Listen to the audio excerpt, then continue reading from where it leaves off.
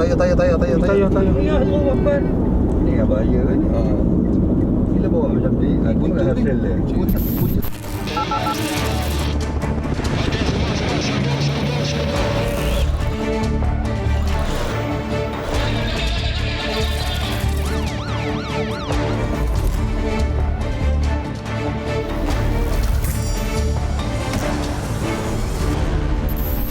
Assalamualaikum dan salam sejahtera. Anda sedang menonton 999.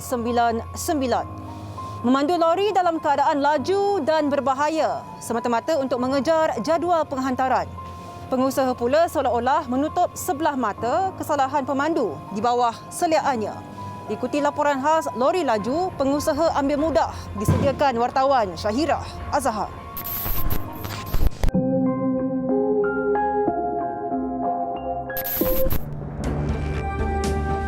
Tidak mempunyai lesen memandu yang sah, memandu dalam pengaruh dadah dan alkohol dan memandu secara berbahaya.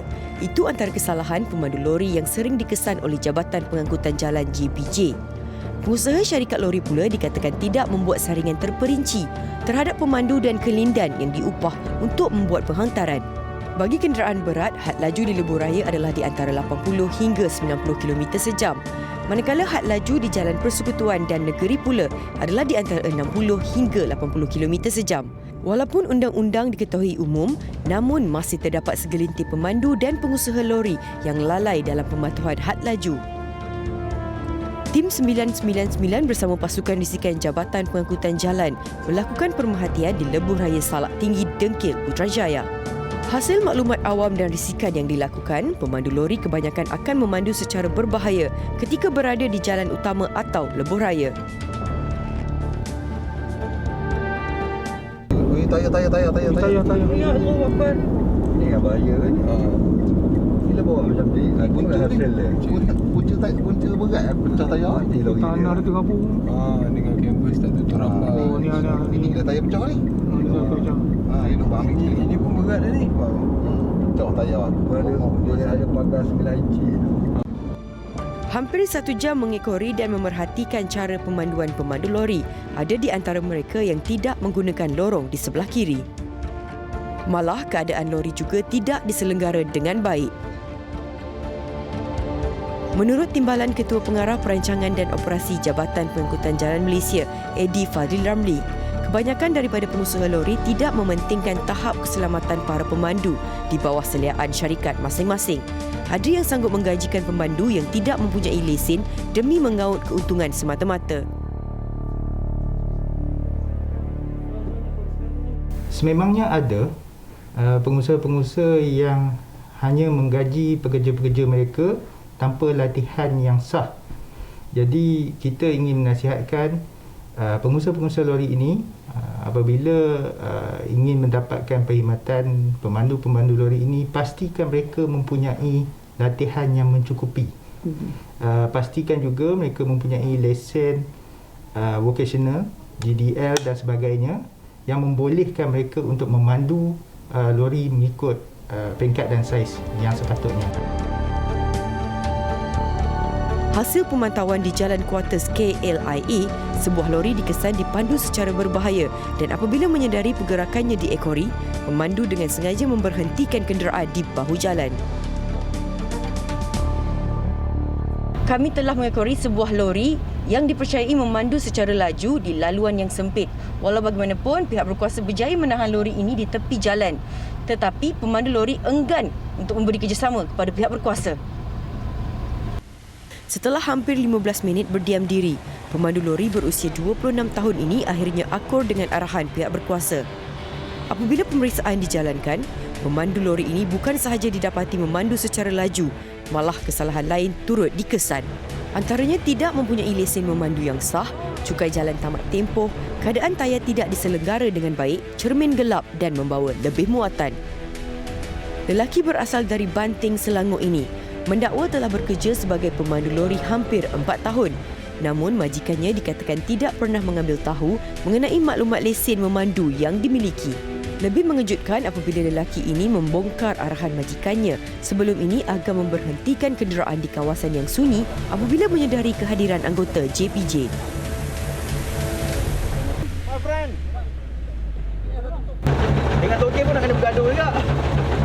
parking, kita tak nak parking, kita jalan. Oh, parking maknanya kalau ada penguasa suruh parking tepi lah. Tapi macam ni kita nak parking, kita tak suka parking. Setelah berjaya memujuk pemandu lori ini untuk keluar daripada kenderaan, pihak JPJ mendapati pengusaha telah memberhentikan sistem GPS supaya kenderaan tidak dapat digerakkan. Perbuatan ini sedikit sebanyak telah menyukarkan pihak JPJ untuk menjalankan tugas. Anggota JPJ sekali lagi berjaya mengesan seorang pemandu yang cuba bersembunyi di kawasan semak. Menurut pemandu lori yang berasal dari Sabah ini, dia terpaksa memandu dalam keadaan laju demi mengejar jadual penghantaran.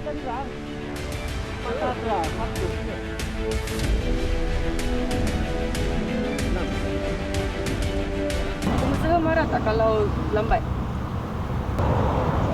Marah mungkin marah lah kot. Tak pun tak tahu kan. Yang penting kena cepat lah.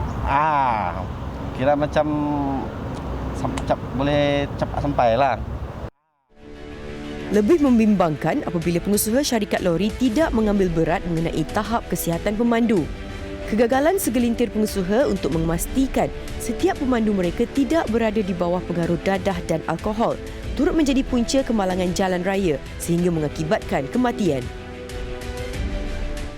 Dalam siasatan pihak polis dan juga JPJ juga, kita dapati ada setengah-setengah pemandu ini yang berada di bawah pengaruh alkohol dan juga dadah. Yang mana kita lihat ini juga faktor utama pemandu-pemandu lori ini membawa kenderaan mereka dengan amat berbahaya dan membahayakan pengguna-pengguna jalan raya. Jadi tanggungjawab ini juga kita lihat bukan saja terletak di bawah pemandu lori, tetapi juga ke atas pengusaha-pengusaha syarikat-syarikat lori ini. Sejak tahun 2018, sebuah syarikat logistik yang terletak di Klang, Selangor ini telah memperbaiki sistem pengurusan syarikatnya ke arah yang lebih sistematik bagi memastikan tahap keselamatan yang optimum. Menurut Pengurus Besar Kanan Muhammad Roy Nunis Abdullah, setiap pengambilan pemandu di syarikat ini wajib memenuhi kriteria yang ditetapkan. Kesemua pemandu wajib memiliki lesen memandu yang sah, berpengalaman dan mempunyai tahap kesihatan yang sempurna.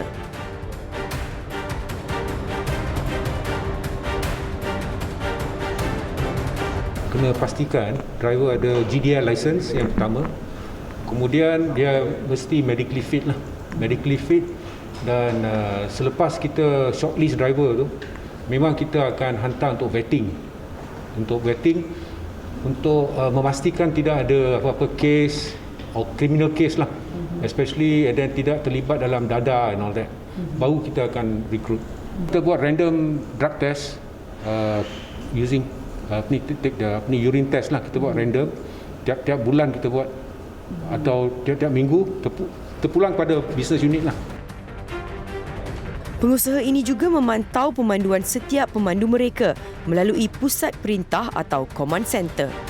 Setiap gerak-geri dan tahap kelajuan lori akan dipantau secara 24 jam. Ini adalah command center yang ditubuhkan untuk memantau pergerakan truk kita dan juga tengok memantau attitude driver kita lah. Macam speeding, dia harsh braking, kemudian idling trucks, kita kena mantau. Apabila pihak pengurusan mengesan sebarang kesalahan yang dilakukan oleh pemandu, laporan aduan akan dibuat dan pemandu akan dipanggil untuk disoal siasat sebelum diambil tindakan. Setiap pemandu wajib melakukan pemeriksaan lori dan mendapatkan kelulusan daripada pegawai yang bertugas sebelum memulakan perjalanan.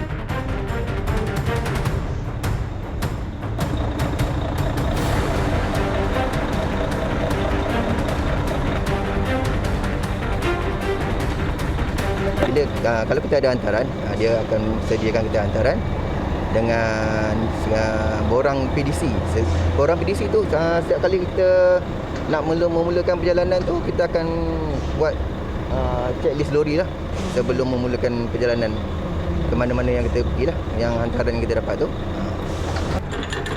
Menurut pemandu lori Nur Muhammad Hafiz Makruf, syarikat tidak menetapkan jumlah perjalanan yang perlu dilakukan setiap hari. Bagi perjalanan melebihi 4 jam, pemandu diwajibkan untuk berehat sebelum dibenarkan untuk kembali bekerja. Ini bagi memastikan kesemua pemandu berada dalam keadaan yang sihat sebelum memulakan perjalanan. Untuk rekod, bukan sahaja pemandu, malah pengusaha syarikat lori juga boleh dikenakan tindakan di bawah Akta Pengangkutan Jalan 1987 bagi kesalahan memandu secara berbahaya dan melulu, tidak mempunyai lesen memandu yang sah dan memandu di bawah pengaruh dadah. Syairah Azhar 999. Banyak dan penggunaan kayu kita lihat kayu bila lama-lama dia akan jadi proses pengembangan yang ni yang kita takut. Kilang fucuk, kicap dan roti dalam keadaan kotor dan jijik. Ranting pokok, daun kering, bulu dan najis haiwan didapati berselerak di lantai premis. Susulan itu, ketiga-tiga kilang diserbu Jabatan Kesihatan Negeri Pulau Pinang.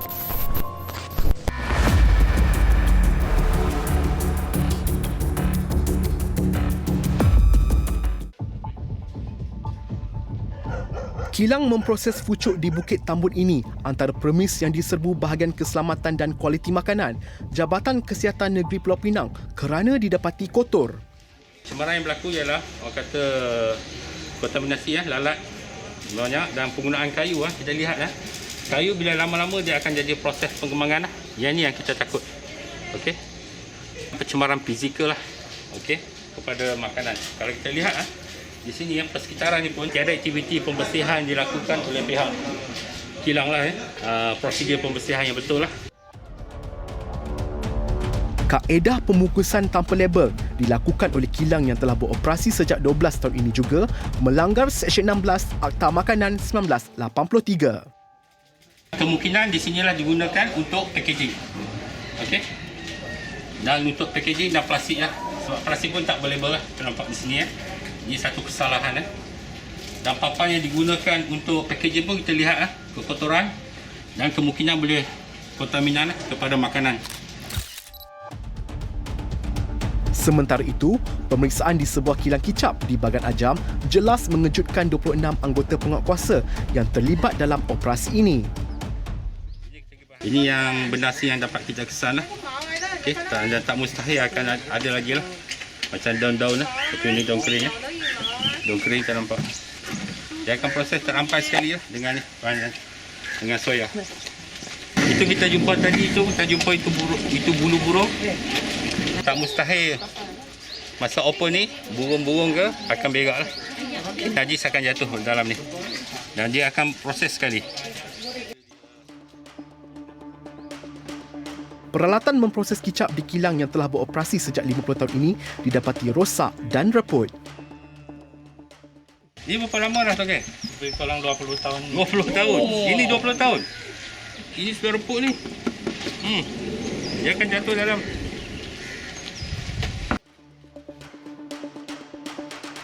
Penemuan kulat pada pelapik soya membuktikan bahawa premis ini tidak dibersihkan secara menyeluruh dalam tempoh yang lama. Okay, ini tempat penjemuran soya raw Dan ini kita nampak ada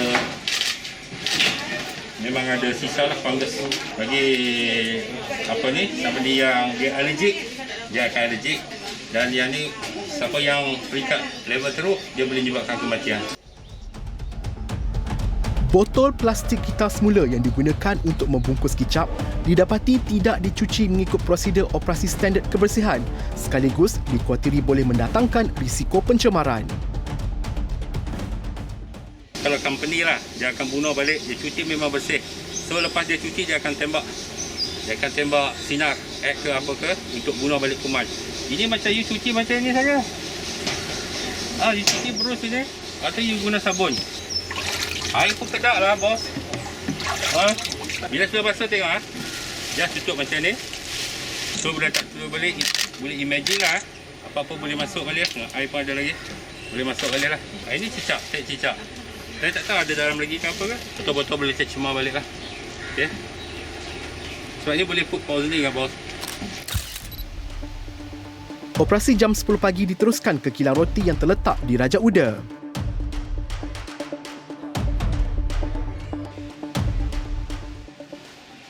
Ini satu troli yang raw lah, yang akan digunakan untuk masak dalam oven.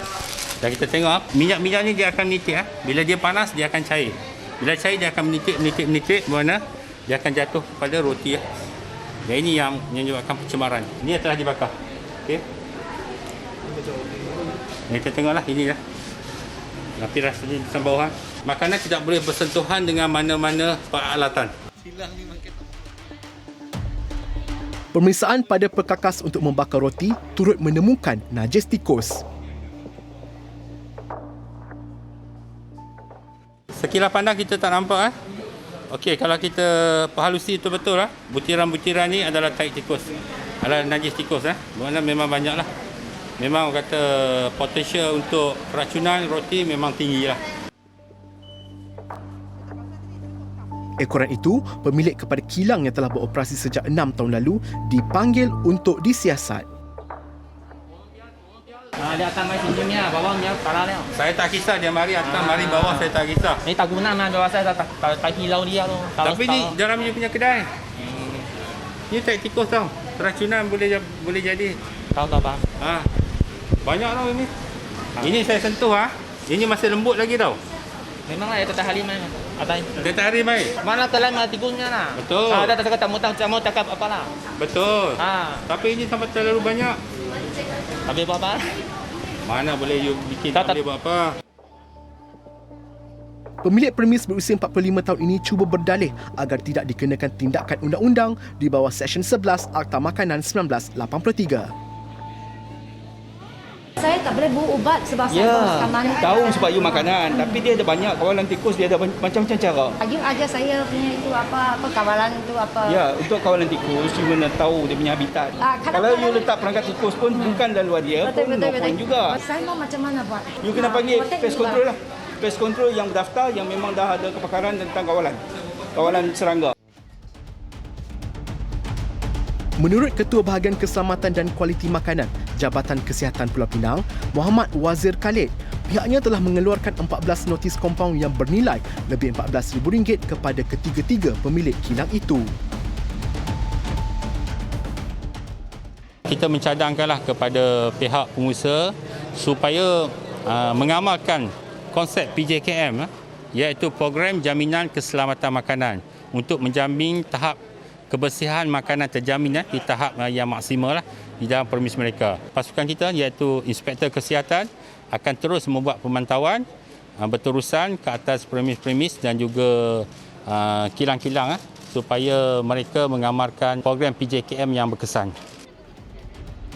Kesemua kilang yang diserbu diarahkan tutup selama 14 hari bagi kerja-kerja pembersihan. Operasi tamat pada jam 3 petang. Susulan kes pembunuhan seorang lelaki di belakang sebuah premis, 8 suspek ditahan. Suspek utama yang menikam mangsa melarikan diri namun berjaya dijejaki. Kami bertemu Ketua Polis Daerah Penampang DSP Haris Ibrahim bagi mendapatkan perincian kes berdarah itu.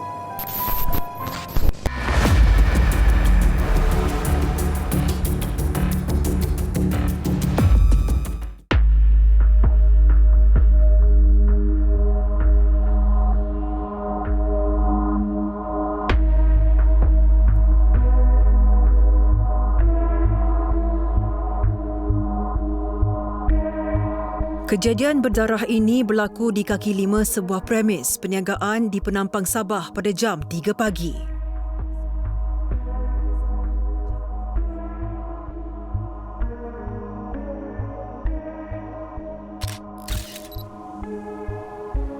Menurut Ketua Polis Daerah Penampang DSP Haris Ibrahim, mangsa berusia 29 tahun didatangi 4 lelaki dan ditikam dengan senjata tajam di bahagian rusuk kirinya.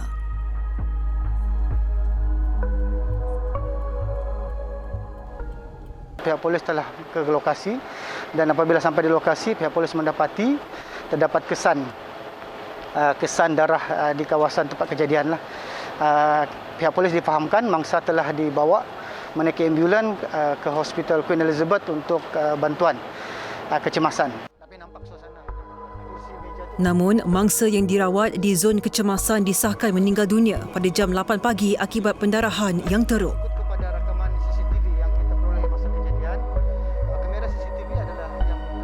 Begitupun suspek utama yang berusia 34 tahun berjaya dijejaki setelah 10 hari menjadi buruan polis. Tim JSJ IPD Penampang telah berjaya memberkas dan menangkap suspek utama yang dipercayai telah menikam mangsa sewaktu kejadian di sebuah hotel bajet di daerah Limbang. Hasil kerjasama daripada polis daerah Limbang. Jadi untuk kes ini kita telah menjalankan 8 tangkapan termasuk suspek utama, dan suspek utama akan kita riman untuk membantu siasatan. Setakat ini siasatan masih diteruskan untuk mengenal pasti elemen-elemen ataupun punca sebenar kejadian ini berlaku. So kesandara kita boleh dapati lagi tuan, masih terdapat kesandara pada tempat mangsa berpaut selepas dipercayai ditikam pasal kejadian. Kes disiasat di bawah Seksyen 302 Kanun Keseksaan kerana membunuh. Kamu tak vaksin juga? Kenapa tak vaksin? Pasport tak ada pun ramai pasport tak ada vaksin. Status kewarganegaraan penduduk di sebuah kawasan perumahan di Shah Alam, Selangor diragui. Pemilik rumah disyaki menyewakan premis tanpa memeriksa latar belakang para penyewa. Majoritinya disyaki pendatang asing tanpa izin. Wartawan Tun Nizami Hashim menyertai operasi Jabatan Imigresen Malaysia bagi memburu parti.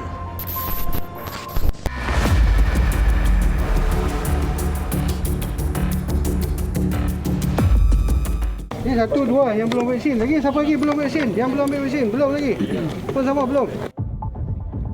Tugasan anggota Jabatan Imigresen Malaysia mendebarkan apabila berdepan dengan penduduk yang belum divaksin di sebuah kawasan perumahan di Shah Alam, Selangor. Kamu tak vaksin juga? Kenapa tak vaksin? Pasport tak ada pun ramai pasport tak ada vaksin sekarang ni. Sebuah bangunan 2 tingkat di Kampung Jalan Kebun dikesan dihuni oleh pendatang asing tanpa izin.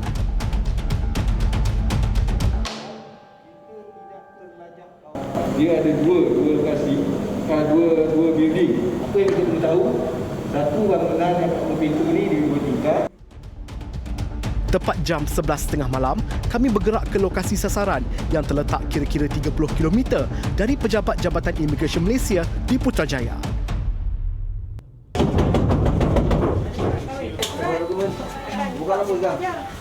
You guna pas apa? Tak ada? Overstay? Kemas barang-barang you, bawa semua segala barang-barang berharga, ikut kita kat luar. Kita buat pemeriksaan dekat luar. Majoriti penduduk di penempatan ini didapati sedang tidur ketika operasi digerakkan oleh 9 pegawai dan 50 anggota. Bangunan 2 tingkat ini dihuni oleh lebih 40 buah keluarga yang terdiri daripada warga tempatan dan juga warga asing. Jabatan Imigresen Malaysia memeriksa setiap pintu rumah bagi memastikan pendatang asing tanpa izin yang tidak mempunyai permit ataupun dokumen diri yang sah. Manakala Jabatan Pendaftaran Negara memeriksa setiap kad pengenalan milik warga tempatan bagi mengesan mereka yang dikuatiri menggunakan kad pengenalan palsu dengan menggunakan alat Mobile Terminal Unit. Ya, kita ni daripada JPN ni dah cek IC kan. Keluarkan jari ke celah? Ibu jari. Okey, rapat sikit depan. Rapat sikit depan. Okey, ngam. Wanita berperwatakan lelaki berusia 25 tahun ini antara yang ditahan kerana tidak memiliki dokumen diri yang sah. Orang satu rumah ni? Saya 2 orang aja. 2 orang saja. Itu siapa tadi? Kawan? Siapa? Adik-beradik? Bukan? Bukan. Sudah berapa lama di sini? Saya 2017. 2017? Pasport semua ada? Dulu ada ada photostat dekat kerja kilang, tapi photostat paspor ori itu bos kilang tahan lah. Sekarang ni kosong lah, pasport memang tak ada lah ni? Ya. Kerja kat mana? Kerja kopi gantung lah. Lelaki ini antara 13 warga asing yang ditahan kerana didapati tinggal di Malaysia melebihi tempoh yang ditetapkan. Umur berapa? Saya malam ni baru masuk 31 tahun. Oh, berhenti malam ni? Ya, itu nak merayakan tadi tu. Oh, happy birthday bang Dia mendakwa baru menyewa di sini bersama isterinya sejak 2 bulan lalu pada kadar RM300 sebulan. Datang sini macam mana masuk? Kita masuk laut ferry. Kita naik apa kan, masuk Ngacong tu hari kan. Tak tahulah, saya kena ragut, tak tahu pergi mana, poket duit tak ada. Jadi kita turun nak naik bas, tengok poket dah tak ada. Selepas tu adalah kenal orang-orang sana kan. Dia cakap tak apa, kerja sini je lah. Saya macam mana, saya kena ragut ni, duit tak ada. Itulah. Lepas tu tinggal duit macam mana? Tempat tinggal semua? Tempat tinggal tu kadang kita tidur kat surau. Berapa lama tidur surau tu? Tak lama, 2 minggu macam tu je. Lepas tu macam mana boleh dapat duit? Kena kerja terus ke macam mana? Tanya-tanyalah ke kedai ke apa, ke basing kerja lah. Janji kita boleh bertahan kan. Bagi meraih simpati pihak berkuasa, dia juga mendakwa telah menjadi mangsa penipuan ejen dalam urusan untuk mendapatkan visa pekerja yang sah. Cuma tu hari memang nak buat tapi tak boleh kena tipu tu, sebab itulah kita takut kan, kita tak pandai. Dan lagi orang cakap nak buat permit nak kena ada syarikat bos. Kadang kita punya bos tak nak buat permit. Macam restoran gaji 1,000, 1,200. Nak buat permit kadang ejen cakap 7,000, mana cukup. Masuk duit tu 2,000 lebih kena tipu. Kata buat sekali lagi kena tipu. 2 kali kena tipu ejen. Tambah pekerja restoran ini lagi, dia juga dalam proses untuk pulang ke negaranya menerusi program rekalibrasi pulang yang dilancarkan sejak 16 November 2020. Saya nak balik juga sebab kita baru saja nikah tu kan. Oh, dah kahwin? baru nikah 2 bulan macam tu lah. Ni last ni 25 bulan ni kita nak urus semua, kita nak balik kampung. Sini vaksin belum lagi Kita tu pun kita nak vaksin sebab kita nak balik kan. Menurut Ketua Pengarah Jabatan Imigresen Malaysia, Datuk Seri Khairul Zaimi Daud, hampir 180,000 pendatang asing tanpa izin telah dihantar ke negara masing-masing menerusi program rekalibrasi pulang. Mereka hanya perlu membayar kompaun sebanyak RM500, hadir ke pintu-pintu masuk seperti di KLIA, ada kaunter khas yang disediakan. Mereka membayar kompaun dan seterusnya mereka boleh pulang. Dan program rekalibrasi pulang ini akan disambung sehingga Jun 2022 ini. Jadi saya amat berharap agar kedutaan-kedutaan di Kuala Lumpur ini menggalakkan rakyat mereka yang mungkin telah tinggal lebih masa ataupun tidak mempunyai dokumen yang sepatutnya untuk berada di dalam negara kita untuk pulang melalui program rekalibrasi ini tanpa perlu kami mengambil tindakan penguatkuasaan. Walaupun program rekalibrasi pulang sedang berjalan, pihak imigresen tetap akan terus mempergiatkan operasi dalam mengesan parti dan majikan atau pemilik rumah yang melindungi kelompok ini. Owners memangnya perlu tahu sama ada premis persendirian ataupun premis penagihan. Mereka perlu tahu kalau rakyat asing yang menyewa premis mereka ini, apa taraf rakyat asing ini, warga negara asing ini.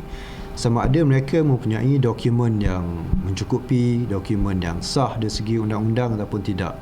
Ini kerana sekiranya operasi dijalankan, kami menahan pendatang asing tanpa izin di premis-premis mereka, tindakan boleh diambil di bawah Akta Imigresen. Dan pemilik premis ini akan dituduh sebagai melindungi pendatang asing tanpa izin, dan hukumannya boleh dikenakan denda dan juga boleh dipenjara. Jadi saya ingin menasihatkan kepada semua pemilik-pemilik premis supaya ambil tahu dan semak dengan teliti latar belakang warga negara asing yang menyewa premis-premis mereka ini. Kesemua pendatang asing tanpa izin yang ditahan dibawa ke depo tahanan imigresen Semenyih untuk disiasat di bawah Seksyen 6-1-C Akta Imigresen 1959 Palang 63. Laporan Tun Hizami Hashim, 999.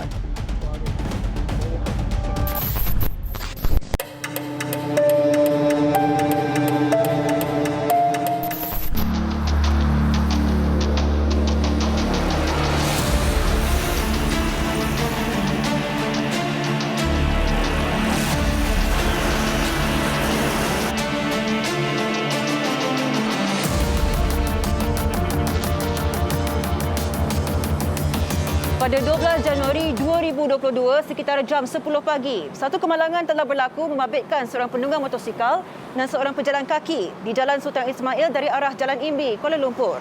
Kemalangan itu berlaku apabila penunggang motosikal berkenaan yang melalui lorong sebelah kanan melanggar seorang pejalan kaki yang sedang melintas jalan.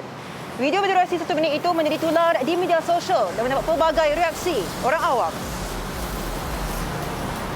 Okey, baik. Biasanya orang akan guna fikiran yang pendek. Kepada siapa-siapa sekalipun, gunalah jejatah yang sedia ada supaya selamatkan diri sendiri. Untuk sayanglah diri sendiri dan nyawa sendiri. Sekiranya kalau berlaku aksiden, tidak ada apa-apa dah bagi kita. So mungkin patah kaki ke, kematian ke apa ke, dah tak ada apa. So sayanglah diri sendiri. Okey, nasihat saya kepada orang awam, walau macam mana pun kita sibuk sekalipun, walau macam mana kita rushing sekalipun, kita kena pentingkan keselamatan diri kita. Sebab tak guna kalau kita hanya nak selamatkan masa beberapa minit tapi kita menanggung derita yang berpanjangan. Sebab kemalangan ni bukan satu kemalangan yang biasa-biasa. So kalau kata kita dah berlaku masuk hospital sampai berbulan-bulan, jadi kita akan berlaku banyak kerugian pada diri kita, keluarga kita, dan juga ini membazirkan kos. Membazirkan kos kita punya kehidupan. Sebab kita kena bayar bil, macam-macam lagi kita kena bayar. Bila kita dapat rawatan di hospital, jadi banyak yang kita tertinggal.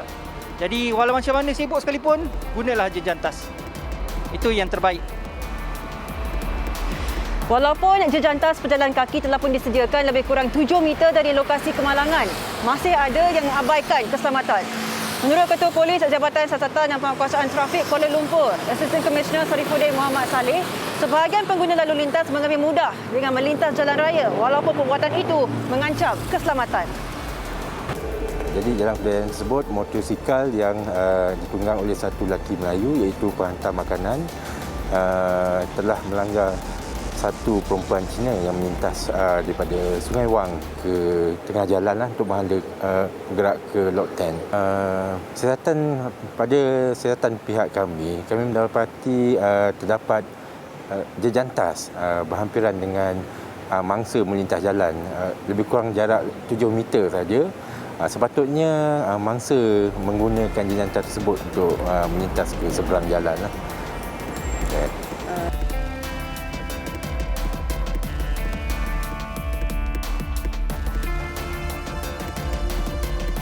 Saya berpendapat masyarakat Malaysia, terutamanya pejalan-pejalan kaki, perlu menggunakan jejantas. Kita perlu ada kesedaran untuk menggunakan jejantas untuk mengelakkan kemalangan-kemalangan yang boleh menyebabkan kecederaan ataupun yang buruk lagi menyebabkan kematian kepada mangsa pejalan kaki. Untuk kesalahan tidak menggunakan jejantas waktu melintas jalan, dia terletak di bawah kaedah 45 LN 166/59. Merupakan satu kesalahan yang boleh diambil tindakan saman maksimum RM300.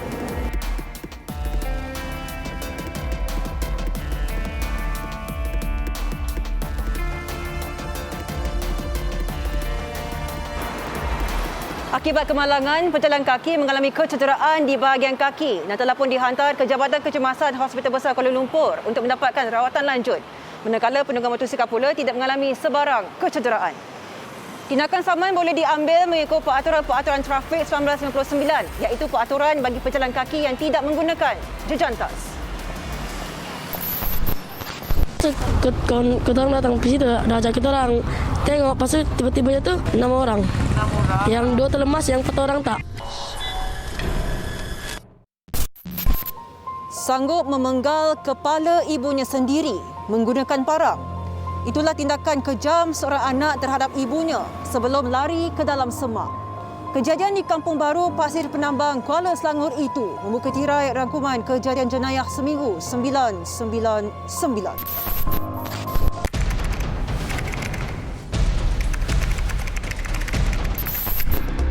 Seorang ibu maut selepas kepalanya dipenggal oleh anaknya sendiri di sebuah rumah di Kuala Selangor jam 5 petang Sabtu lalu. Menurut kenyataan polis, semasa tiba di tempat kejadian, terdapat seorang wanita terbaring di ruang tamu rumah berkenaan dalam keadaan berlumuran darah. Kejadian disedari seorang daripada anak mangsa yang gagal menghubungi ibunya yang kemudian bertindak melawat mangsa yang menetap berhampiran. Sebaik tiba, anak mangsa mendapati keadaan rumah berlumuran darah dan suspek yang terkejut cuba melarikan diri ke dalam semak berhampiran sebelum berjaya ditahan pihak polis serta bantuan orang kampung. Sebilah parang turut ditemui di dalam tandas rumah dan dipercayai digunakan suspek untuk memenggal kepala ibunya. Hasil saringan air kencing mendapati suspek positif dadah. Mahkamah membenarkan suspek direman selama seminggu bermula Ahad lalu. Kes disiasat di bawah Seksyen 302 Kanun Keseksaan. Suspek kedua kes culik dan bunuh seorang lelaki yang mayatnya ditanam di sebuah ladang kelapa sawit di Bidor Khamis lalu ditahan di Taiping pada Jumaat jam 1 tengah hari. Seorang lagi suspek telah ditahan pada Selasa lalu dan menunjukkan arah lokasi mayat mangsa ditanam di ladang kelapa sawit. Mangsa yang berusia 29 tahun sebelum ini dilaporkan hilang dan dilarikan dua lelaki pada Oktober tahun lalu. Menurut kenyataan polis, mayat mangsa ditemui bersama balutan kanvas dan ditanam di bawah sebatang pokok kelapa sawit. Kejadian dipercayai berpunca daripada pergaduhan berkaitan masalah hutang. Rentetan penangkapan suspek kedua, kes dianggap selesai. Siasatan dijalankan di bawah Seksyen 302 Kanun Keseksaan kerana membunuh. 23 individu termasuk 12 remaja bawah umur dihadapkan ke Mahkamah Magistrat Georgetown atas pertubuhan mempromosikan perjudian atas talian minggu lalu. Kesemua tertuduh yang berusia di antara 16 hingga 32 tahun mengaku tidak bersalah selepas pertuduhan dibacakan di hadapan Magistrat Rusni Muhammad Razwan. Menurut pertuduhan, 13 daripada mereka melakukan kesalahan itu di sebuah kondominium di Persiaran Gurney kira-kira jam 5.25 petang 7 Januari lalu. Manakala 10 yang lain didakwa melakukan kesalahan sama di sebuah kondominium di Jalan Kelawai jam 6.45 petang hari yang sama. Kesemua tertuduh didakwa mengikut Seksyen 4-10-G Akta Rumah Judi Terbuka 1953 dan dibaca bersama Seksyen 34 Kanun Keseksaan. Sebutan semula kes dijadualkan 7 Mac depan. Di Melaka, seorang pengawal keselamatan dihukum penjara 5 tahun dan denda RM2,000 di Mahkamah Seksyen Air Keruh atas kesalahan sengaja melanggar anak tirinya dengan menggunakan motosikal. Hakim menjatuhkan hukuman tersebut selepas tertuduh yang berusia 32 tahun mengaku bersalah sejurus pertuduhan dibacakan terhadapnya. Mengikut rekod, tertuduh didakwa dengan sengaja menyebabkan kecederaan terhadap anak tirinya yang merupakan seorang kanak-kanak lelaki berusia 10 tahun. Pendakwaan dibuat mengikut Seksyen 324 Kanun Keseksaan yang memperuntukkan hukuman penjara, denda atau sebat jika sabit kesalahan. Susulan pembongkaran kes penjualan sijil vaksinasi palsu di Terengganu, seorang doktor klinik swasta yang direman sebelum ini disambung sehingga Khamis lalu. Perintah reman terhadap suspek yang berusia 51 tahun itu dikeluarkan oleh Magistrat Engku Nurul Ain Engku Muda di Mahkamah Magistrat Marang, Terengganu. Lanjutan reman itu diberikan bagi membolehkan siasatan lanjut dijalankan di bawah Seksyen 420 Kanun Keseksaan kerana menipu. Sebelum ini, Polis Terengganu telah berjaya membongkar satu sindiket penipuan sijil vaksinasi COVID-19 dengan merampas hampir 100 keping kad janji temu vaksinasi. Suspek didakwa menjalankan aktiviti itu sejak September tahun lalu selepas klinik itu dibenarkan menjalankan urusan vaksinasi COVID-19 secara berbayar. Seorang pemandu lori maut apabila kenderaan yang dipandu gagal dikawal dan terjunam ke dalam gaung. Kejadian berlaku ketika mangsa sedang menuruni bukit yang pertama kali dilaluinya. Perinciannya dalam tragedi 999 minggu ini.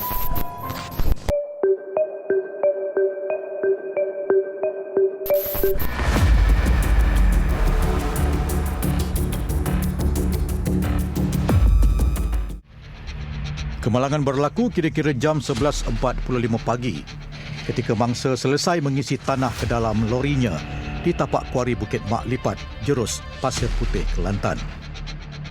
Mangsa Muhammad Dali Muhammad Yunus, 53 tahun, yang memandu lori tersebut mengalami kecederaan parah pada bahagian belakang kepala, tangan kanan dan kaki kiri.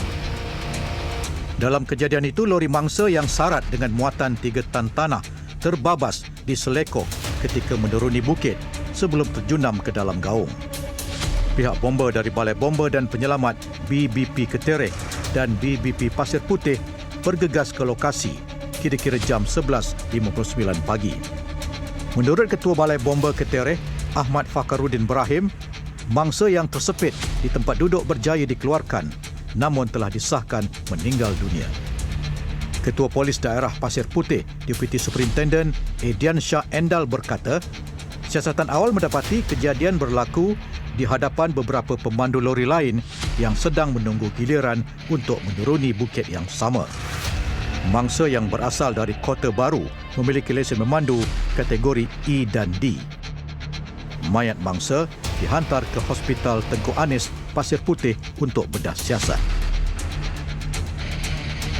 Kes disiasat mengikut Akta Pengangkutan Jalan 1987.